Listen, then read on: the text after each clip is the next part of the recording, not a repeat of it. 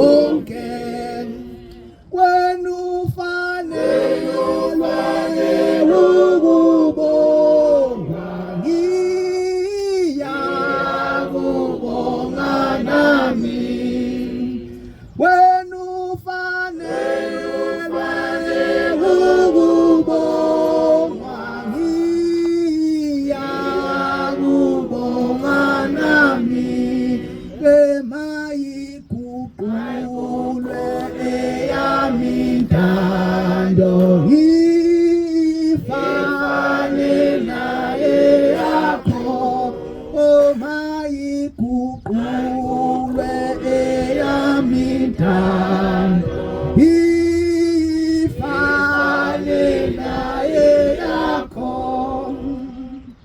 Ngiyayikhetha inkosi yasekuphakameni.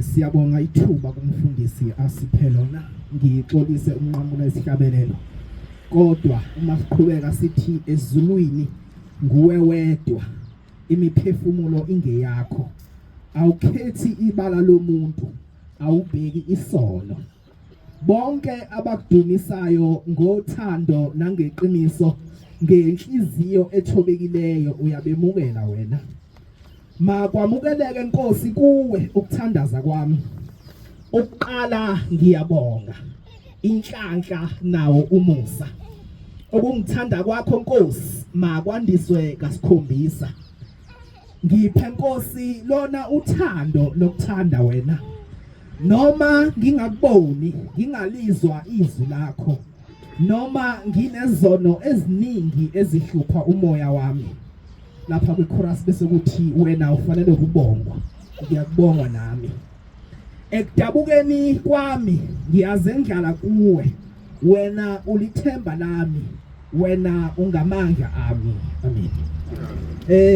Indaba kaShembe ijulile uthi ke umfundisi ifanele sizibongele uNkulunkulu ngoba unyaka usuphelile ngona usuphelile nami nje bengumunye bengezokuba bikho ngesonto elizayo ngoba uyavala umuntu ngomhla ka12 kodwa ke kwasekuthiwa kunomcimbi kade hayi ngeke sahamba ngishiya umcimbi sengizosasengihlalela wona emva kwalokho bese imithwalo ibasobhokweni nami ngizodlula ukuzibongela uNkulunkulu wasekuphakameni ngumusa wakhe engufumene mina bengingafanele lutho ngoba uma sibheka emuva ngisho ngikhuluma indaba yami ukuthi umuntu uzalwa emndenini okhonza amadlozi noma usigcinela amasiko kodwa mhla umuntu ethatha lolu hambo wasatshiswa kakhulu kwathiwa ngeke uzulungele ilutho akukho lutho elizokulungela ngoba usushiya uyihlo omkhulu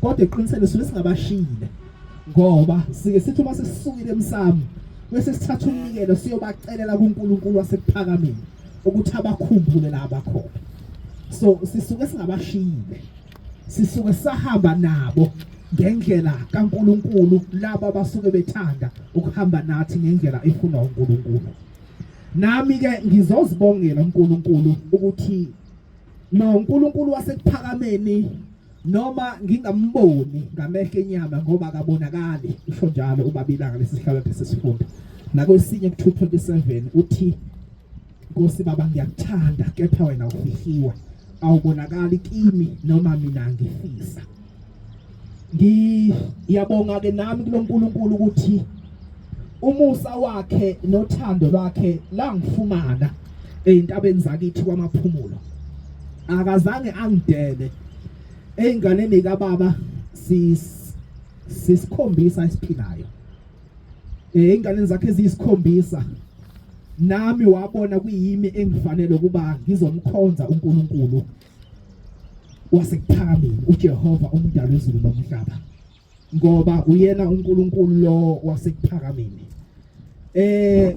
ithuba lesikuphiwe lona elokubonga kodwa ngithanda ukudlula kule ncwadi ukuze kucace ukuthi sibonga kubani ngoba sibonga uNkulunkulu kaShembe esamfundisa uShembe uJehova uma ufunda lapha emthandazweni weSabatha ku verse 3 kulezi ihlabelelo ezindala verse 13 kulezi ihlabelelo ezintsha uthi uShembe asesabe uJehova sigcine imithetho yakhe asilobele yena ngenceku yakhe uMose ukuze ukudumisa kwethu kwamukeleke kuThixo wemkhosi ngokuba uma singamdumisi ngemithetho yakhe akakiyamukela imithandazo yethu akasoze asehlisela nezibusiso uma singayilaleli imithetho yakhe siyigcine.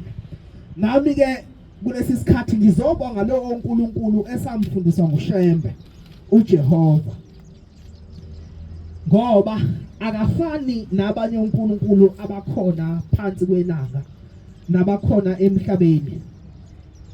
Ngisho efika entabeni yaseSinayi kwabonakala umehluko kwabo koNkulunkulu ababekhonzwa ngama-Israelite eGibhithe. Kwabakhona umehluko omkhulu. Uma ufunda lapha ku-Exodus 19 ngifuna nje ukuyiqala ivesini lapha ku-17 uthi ke la uNkulunkulu wayefika khona kubantwana bakwa-Israyeli ezothula umbuso wakhe emhlabeni. Uthi ke uNkulunkulu uthi ke lapha ku-verse 17 uMose wayesebakhipha abantu eKamu ukuba bahlangane noNkulunkulu bema phansi kwentaba. Yonke intaba yaseSinayi yathunqa umusi ngokuba uJehova wehlela phezu komlilo. Umusi wayo wenyuka njengomusi wesithando. Intaba yonke yazamazama kakhulu. Angazi noma siyawubona nomehluko phakathi koNkulunkulu abakhona phakathi kwethu abakhonzwayo noNkulunkulu onguJehova ukuthi uma efika kwenzakalani. Uma efika uNkulunkulu nasentabeni yasenhlangakazi kwabanjalo. Kwabakhona ukuduma kwezulu. Ngabe ngiyayifunda le ndaba eyenzeke entabeni yasenhlangakazi angizange ngiyilungiselele. Kodwa kwabakhona ukuduma kwezulu.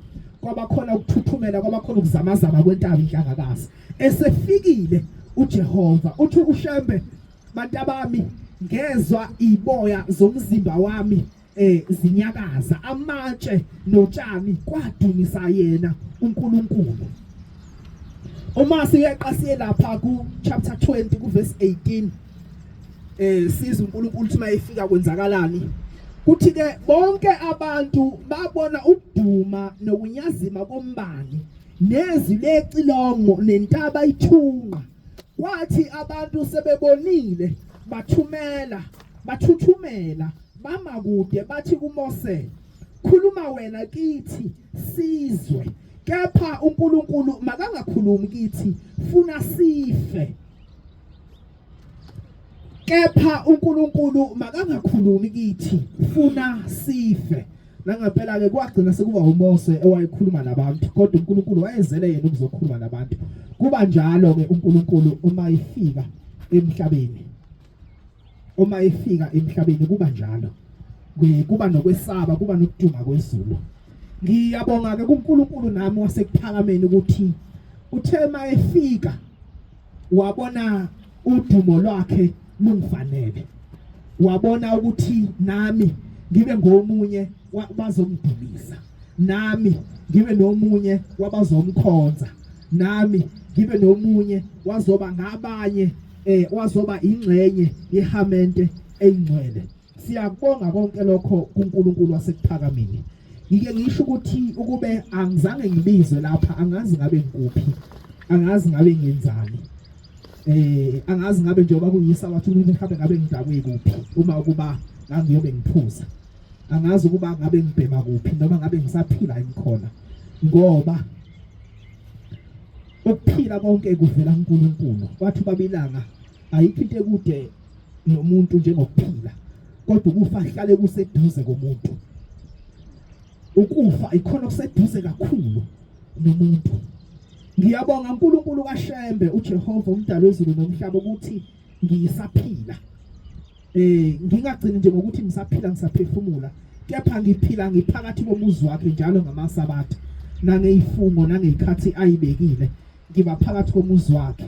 Nomsebenzi engawucela kuye ngawuthola akuzange kuba umsebenzi ongisebenzisa ngamasabatha ngoba yena iyisihluphe kakhulu loyo.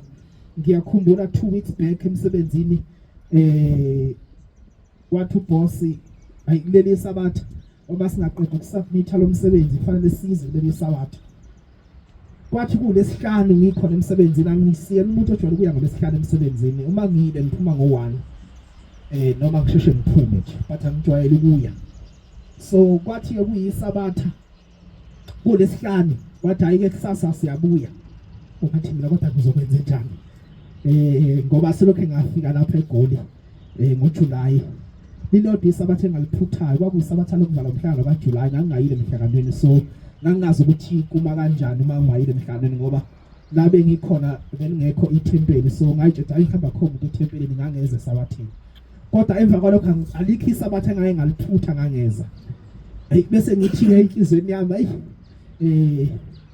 kunesikhundla vele sasifunayo esebenzini sokuba ihead of finance kulungile ngizokuya emsebenzini ayikho into engizoyenza kodwa ngizofika ngicela ukuthi ngo11 ngicela ukukhululeka ukuze at least ngingene noma inkonzo ka1 yasemini ngathi inhliziyo yami isangitshela lokho sekhanjwa wathi uboss hayi wena dela ungezi kusasa fanele uyesontweni wathi dwi mina ngase ngitshela ukuthi hayi ngizoza athi ngisafuna lesikhundla ngizosifuna kanjani lesikhundla ngoba phela mase ngithi mina ngisasebenza ngosuku oluthile ngisasebenza kanjani kodwa uMdane wathi nje hayi wena dela ungezi kusasa emsebenzini uhambe esontweni ngoba fanele ube sesontweni kwathi ngiyakubonga lokho uNkulunkulu ukuthi umsebenzi engisebenzayo awungiphoqi nakancane necontract futhi ayizange ngisho nokuthi sizosebenza ngesabatha kodwa phela umphathi uma esekhulumile fanele wehlise uxolisa inhliziyo hayi kulungile ke noma sebethe kulungile ke ngizokwenza uxolisa inhliziyo kodwa uNkulunkulu wathi uma engivulela umsebenzi wayazi yena ukuthi uyakuba njani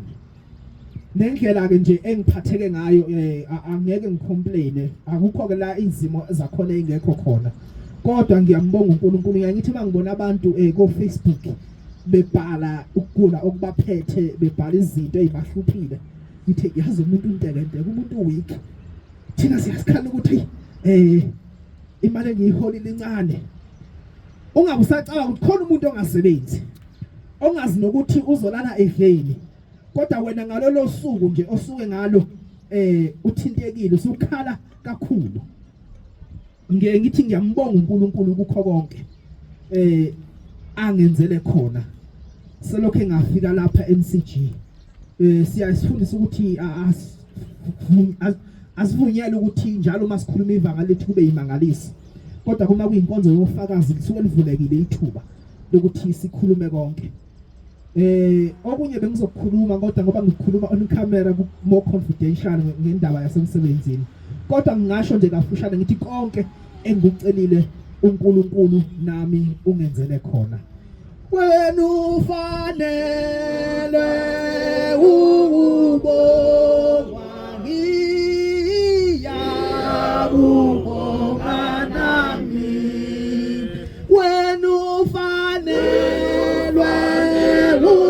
ubongwa ngiyakubonga nami ngiyabonga nje kukho konke kuNkulunkulu washebe sengizohlala phansi ngithi angibonge angazi ngingabonga kanjani ngingabonga ngaliphi ivesi kodwa ngiyabonga uNkulunkulu washebe ngithi angazi ukuthi ngabe ngikuphi ngabe ngidavuza kuphi noma ngangasiyi umuntu owayithanda ubumnandi ngalezi ayikhathi angaze vele ngikuthanda ubumnandi empilweni yami kodwa awazi mawukhula ukuthi usuku uzoya kuphi noma usuku uzohlangabezana nani endleleni nasevasithi ubumnandi akuzange ngayihlupha ngakho ayikaleyo ngangihlala off campus ngangikhavela every day so izinto eziningi ayizange kube lula ukuthi nje singifumane ngiyambonga nami uNkulunkulu ngalowo musa nothando lwakhe sengihlala phansi ngihlala ngevesi elithi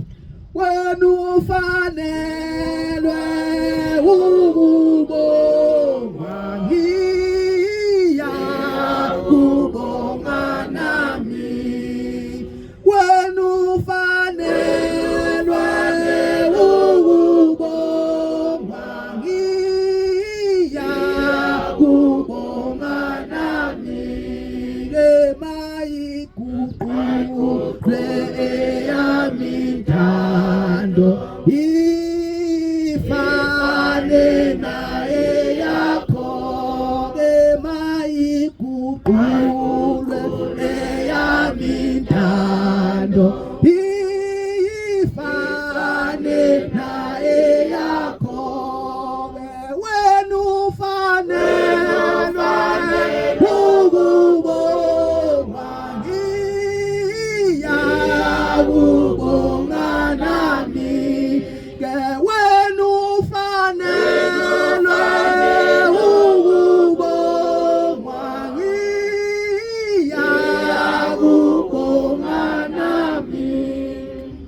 sibusise nekuzwini.